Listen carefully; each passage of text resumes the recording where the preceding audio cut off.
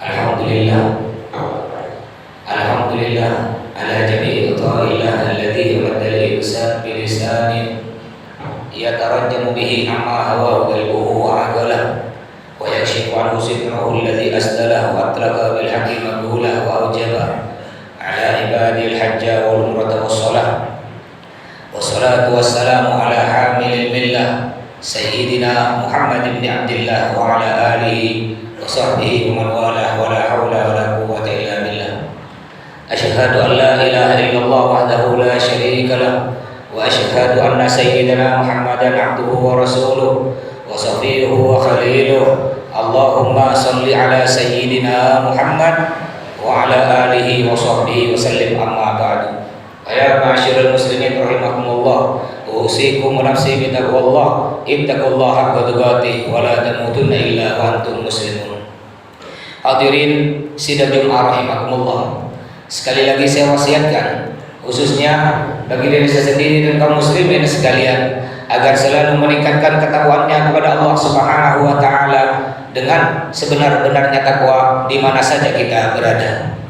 Pertama-tama marilah kita panjatkan puja puji syukur kita kehadirat Allah yang telah melimpahkan rahmat, nikmat, taufik, hidayah dan inayahnya kepada kita.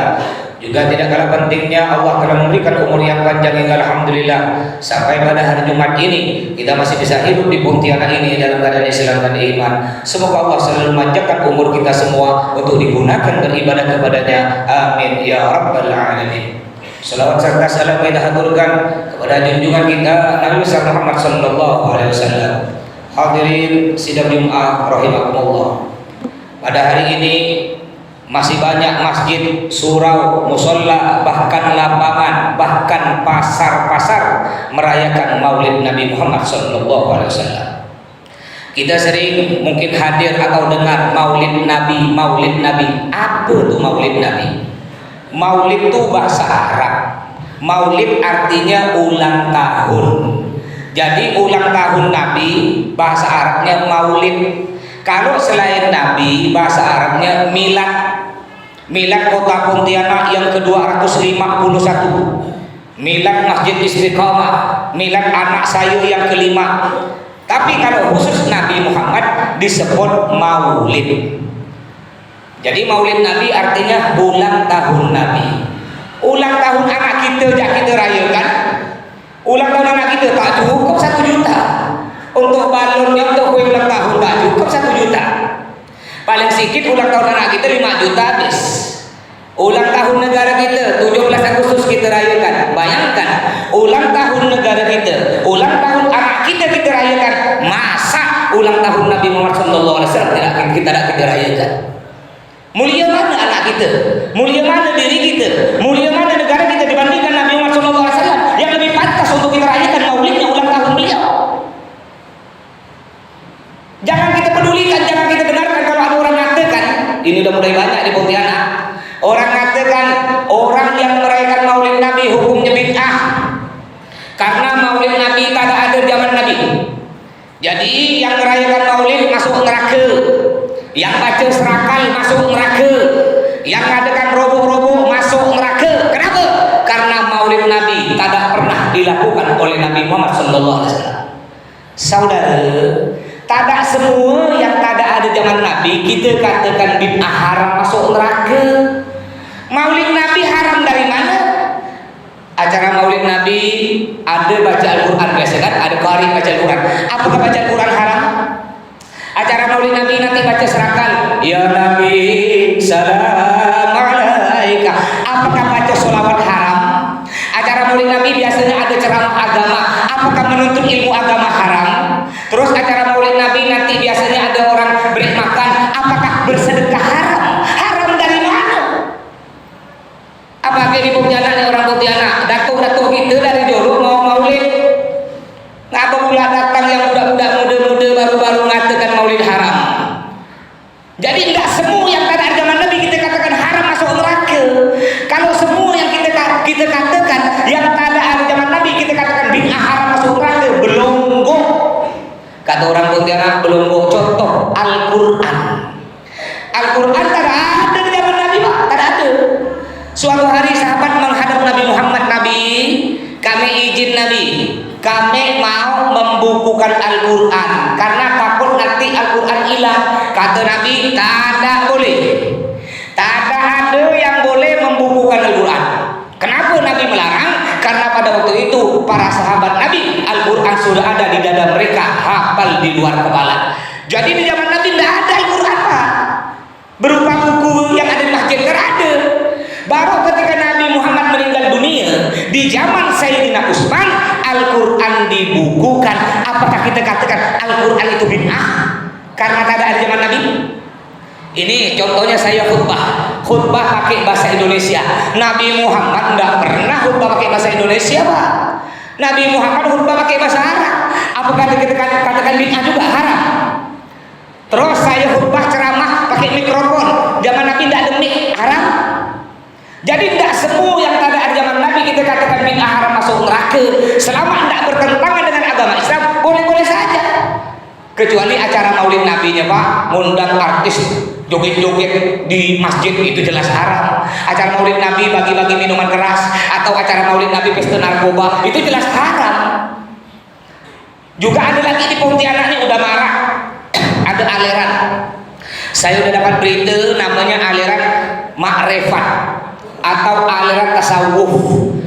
Ini udah banyak, Pak. Mereka mengatakan tidak wajib sholat, cukup ingat. Bahkan barusan saya hadir tahlilan, disiarkan. Ya, ketika saya makan-makan, ini ada salah satu seorang depan saya ngomong gini, alhamdulillah Ustaz. Alhamdulillah pula dibilang tuh. Alhamdulillah Ustaz, saya 2 tahun tidak sholat. Astagfirullahaladzim. Ngapa saudara tidak sholat? Daripada saya sholat tidak ingat Allah, bagus saya tidak sholat, Ustaz. Saya sholat tapi ingat kerja, ingat kantor, bagus saya tidak sholat. Saya walaupun tidak sholat, Ustaz, ya, jalan pakai motor saya ingat Allah, tidur ingat Allah, makan ingat Allah. Jadi tidak usah sholat, Ustaz. Yang penting ingat. Saya bilang, Pak, di depan Bapak tuh ada nasi. Ada nasi, Pak, tolong jangan dimakan, Pak. Dilihat ya, Pak, diingat ya, Bapak kenyang. Na'udzubillah min dzalik. Ini udah mulai di Pontianak ada nih orang mengatakan tidak wajib sholat, cukup ingat. Saudara, Nabi Muhammad SAW, Allah berfirman kepada kata Allah apa? Ya Muhammad saltu isfa'tu syafa. Yang artinya, wahai Muhammad, minta apa saja kamu pasti akan kuberi. Isfa'tu syafa, Muhammad. Kalau bahasa kita Pontianak, Muhammad, kau pasti masuk surga, kata Allah. Bahkan Muhammad, kau bisa memasukkan orang ke dalam surga semau kau, berapa jumlahnya. Tapi walaupun Nabi Muhammad oleh Allah dijamin pasti masuk surga, saking seringnya sholat, kaki beliau sampai bengkak. Dan setiap sholat Nabi Muhammad menangis, meneteskan air mata, padahal beliau dijamin pasti masuk surga. Sedangkan kita, siapa yang jamin kita masuk surga? Tiba-tiba mengatakan tidak wajib sholat, cukup ingat. Na'udzubillah min dzalik. Juga saudara, mumpung sekarang ini masih ada maulid Nabi, acara maulid Nabi ini juga kita bisa ambil hikmah, suri teladan Nabi, akhlak Nabi, untuk kita contoh dalam kehidupan kita sehari-hari. Nabi Muhammad orangnya bukan cuma sabar, super sabar. Suatu hari Nabi Muhammad ingin berangkat ke masjid dari rumah beliau. Ketika belum nyampe masjid, di tengah jalan beliau dicaci maki, bahkan diludahi oleh seorang Yahudi. Orang kafir Yahudi meludahi. Yang diludahi, Pak, wajah Nabi, Pak, muka Nabi diludahi, cuek. Nabi Muhammad tidak balas, Nabi Muhammad tidak marah, beliau elak ludah tersebut sambil tersenyum. Besoknya lewat lagi, diludah lagi, muka beliau tidak cuek, tidak marah, senyum. Hingga beberapa kali, Pak, Nabi Muhammad diludahi wajahnya, Pak. Suatu hari, orang yang biasa meludah wajah Nabi ini tidak nampak batang hidungnya. Nabi bertanya kepada para sahabat-sahabat, kemana orang yang biasa meludah muka aku tuh? Tumben sekarang tidak meludah. Kata sahabat, oh dia sakit, Nabi. Sakit, ya Allah, kasihan. Sampai Nabi bilang gitu, Pak, kasihan. Nabi balik ke rumah, menyuruh putrinya Siti Fatimah, tolong kau siapkan makanan yang enak, Fatimah. Untuk apa, Abah? Untuk menjenguk orang Yahudi yang biasa meludah muka, apa? Kasihan Fatimah, dia sakit. Akhirnya ketika udah makan udah siap, Nabi Muhammad pun datang menjenguk. Nabi Muhammad ketok pintu bertanya si Yahudi tersebut, siapa di luar? Saya Muhammad. Nabi Muhammad masuk. Ketika dia melihat yang datang, Nabi Muhammad bergetar tubuh orang Yahudi tersebut. Wahai Nabi, ampuni saya wahai Nabi. Saya tobat, saya jerak, saya tidak akan meludahi wajah Nabi, saya tidak akan menyakiti hati Nabi. Jangan balas saya, jangan bunuh saya wahai Nabi. Kata Nabi, lo yang datang ke sini nak balas kau siapa? Apa nak bunuh kau siapa? Aku datang ke sini nih, aku dengar berita kau sakit. Ini aku bawakan makanan yang enak, mudah-mudahan kau cepat sembuh. Apa kata saya yang kata Yahudi tersebut? Wahai Nabi, betapa mulianya engkau. Setiap hari ku caci maki, setiap hari ku ludahi wajahmu. Bukan kau balas dengan kejelekan, tapi kau balas dengan kebaikan. Belum ada keluargaku yang menjengukku, engkau pertama kali yang menjengukku wahai Nabi. Asyhadu an la ilaha illallah wa asyhadu anna Muhammadar Rasulullah. Akhirnya orang Yahudi tersebut masuk Islam berkat kesabaran Nabi Muhammad sallallahu alaihi wasallam. Cuma saudara, Nabi Muhammad sabar jika yang dihina, jika yang dijelekkan pribadi beliau. Kita pun gitu Pak. Kalau yang dihina pribadi kita sabar Pak. Itu Nabi Muhammad. Tapi Nabi Muhammad jika yang dihina Allah, jika yang dihina Islam, jika yang dihina Al-Quran, Nabi Muhammad terdepan memerangi mereka yang menghina Allah, menghina Rasulullah SAW. Begitu pula kita.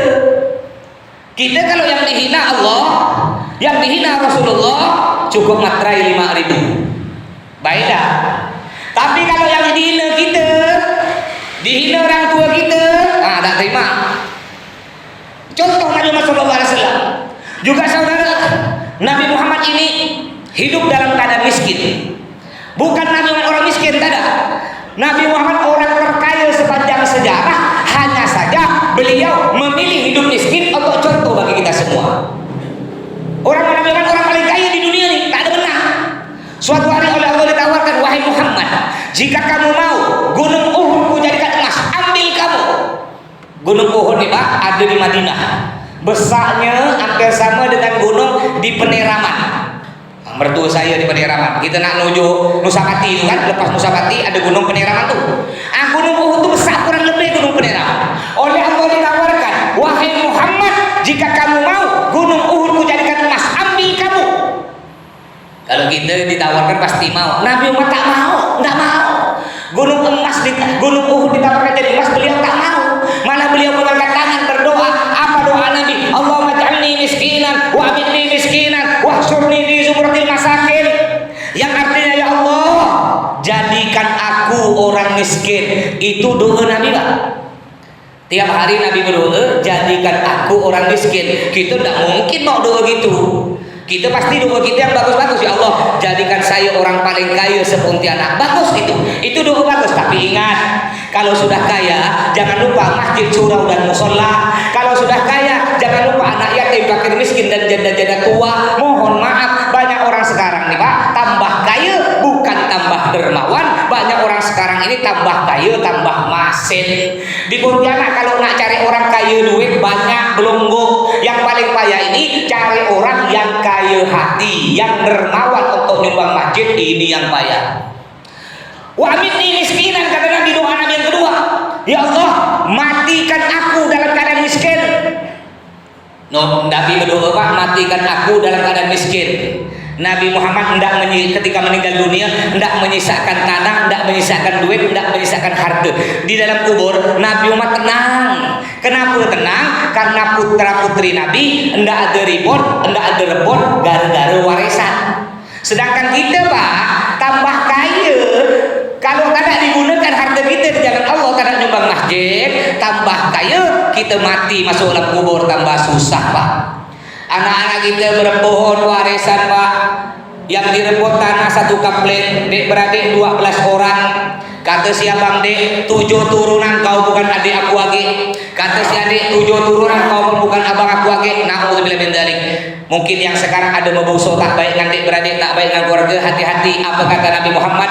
La yadkhulul jannah qatil, yang artinya tidak akan masuk surga orang yang memutuskan hubungan silaturahmi antar tetangga, antar keluarga, antar saudara sesama muslim, tidak akan masuk surga. Mungkin sampai di sini karena keterbatasan waktu. Mudah-mudahan kita semua dapat mencontoh Nabi Muhammad. Mudah-mudahan kita semua oleh Allah diberikan umur yang panjang, sehat walafiat. Mudah-mudahan kita meninggal dalam keadaan husnul khatimah, masuk surga, ngumpul bersama baginda Nabi Muhammad sallallahu alaihi wasallam. Amin ya rabbal alamin. Inna ahsanal kalam